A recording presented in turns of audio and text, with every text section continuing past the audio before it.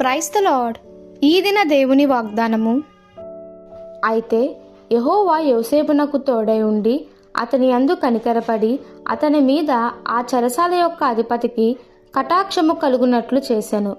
ఆదికాండము 39వ అధ్యాయము 21వ వచనము. దేవుని కృపను పొందుకున్న వారనేకులు బైబిల్లో ప్రస్తావింపబడ్డారు.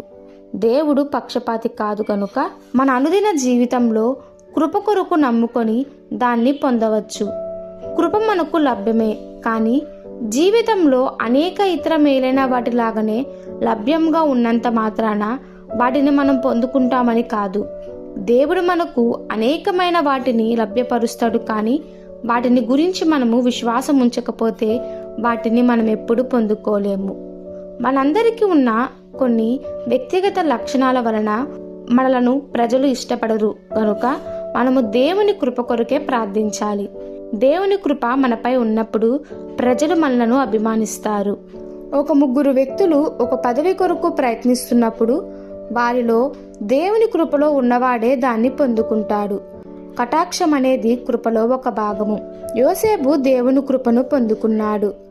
దేవుని కృప అంటే దేవుని కటాక్షమే. అంటే మనం విశ్వాసము ద్వారా మన జీవితంలో జరగవలసినవి జరుగునట్లు చేసేది. మనము అర్హులము కాకున్నను, మనకు శక్తి లేకపోయినను, మనకు శక్తితో సంపాదించుకోలేకపోయినను మన కొరకు జరిపించుటకు శక్తివంతుడైన దేవుడు ఉన్నాడు. యోసేపునకు అంత శక్తి లేకపోయినను దేవుని యందు విశ్వాసం ఉంచుట వలన అతడు ఐగుప్తునకు అధికారిగా నియమించబడ్డాడు.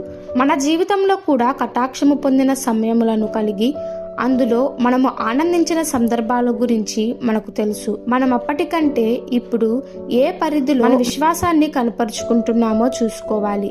కృపను అనుగ్రహించమని దేవుని కోరుకోవటంలో మనము వెనుకాడవద్దు. ఆయన కృప లేనిదే మనము ఒక్క క్షణము కూడా ఉండలేము. ఈ దిన దేవుని వాగ్దానము మనందరి జీవితంలో నెరవేరులాగున ప్రభు కృప మనకి తోడై ఉండును గాక. ఆమెన్. God bless you.